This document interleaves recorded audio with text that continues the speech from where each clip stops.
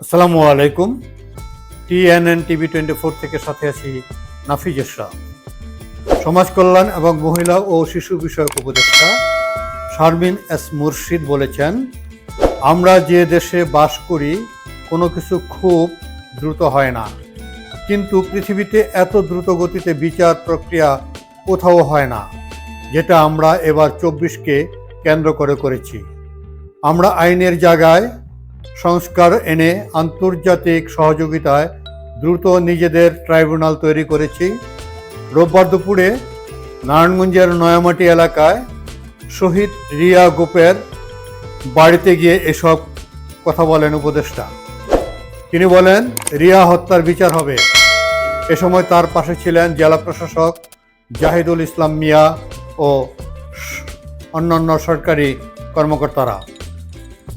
উপদেষ্টা শারমিন এস মুর্শিদ আরও বলেন, শহীদদের পূর্ণ হক যেটা রাষ্ট্র নিশ্চিত করেছে তারা যেন তা ঠিক মতো পায়। আর শহীদ পরিবারগুলো কেমন এবং তাদের সংকট কি তা আমি জানতে চাই। পরিবারগুলোকে এগিয়ে দিতে চাই। আমি 11টি শহীদ মেয়ের উপর গভীর গবেষণাধর্মী প্রকাশনা মন্ত্রণালয় থেকে প্রকাশ করব। আমাদের মেয়েদেরকে হারিয়ে যেতে দেব না। মেয়েদের অনেক বীরত্ব গাথা কাহিনী আছে, তা সামনে আসে না। তাই আমি মনে করছি আমার দায়িত্ব হচ্ছে এটাকে বাঁচিয়ে রাখা। আমি এই 11টা শহীদ মেয়েদের উপরে ডিটেইল গভীরভাবে পর্যালোচনা বলবো না, গবেষণাধর্মী বলতে পারি। আমরা এটাকে একত্র করে একটা কি বলবো পাবলিকেশন সংকলন আমাদের মন্ত্রণালয় থেকে বের করব। আমরা আমাদের মেয়েদেরকে হারিয়ে যেতে দেব না, এই কথাটা বারবার বলছি, কারণ মেয়েরা অনেক বীরত্বে গাথা তাদের আছে, কিন্তু সেই কাহিনীগুলো সামনে আসে না। তো আমি মনে করছি আমার দায়িত্ব হচ্ছে এটাকে বাঁচিয়ে রাখা।